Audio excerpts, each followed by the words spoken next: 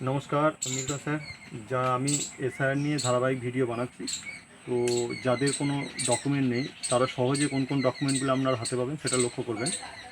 আপনাদের হাতে জন্ম সার্টিফিকেট থাকতে পারে, মাধ্যমিক সার্টিফিকেট থাকতে পারে, রাজ্য সরকারের বাসিন্দা সার্টিফিকেট থাকতে পারে। এই বাসিন্দা সার্টিফিকেটটা আপনাদের আজকে 4 তারিখ, 4 তারিখের পরেও বানাতে পারবেন। বাসিন্দা সার্টিফিকেটটি বানাতে গেলে প্রথমে আপনাকে পঞ্চায়েত থেকে বাসিন্দা সার্টিফিকেট তুলতে হবে, স্থায়ী বাসিন্দা সার্টিফিকেট। তারপরে স্থায়ী বাসিন্দাত্ব নেওয়ার পরে বিডিও লেভেলের সার্টিফিকেট তুলবেন। তারপরে এসডিও লেভেলের সার্টিফিকেট তুলবেন। তারপরে ডিএম লেভেল বা জেলা শাসকের সার্টিফিকেট তুলবেন। এই সার্টিফিকেটটা তুললে আপনি এসআইআর নাম তুলতে পারবেন। অথবা আপনাদের যদি জমির দলিল থাকে অথবা জমির দলিল না থাকে তাহলে আপনারা লোকাল রেজিস্টার অফিসে গিয়ে জমির দলিল বা পর্চা বার করতে পারবেন।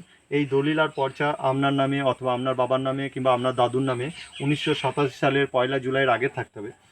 আর অথবা এসসি এসটি ওবিসি সার্টিফিকেট, এই 5টি সার্টিফিকেট আপনারা সহজেই বার করতে পারবেন।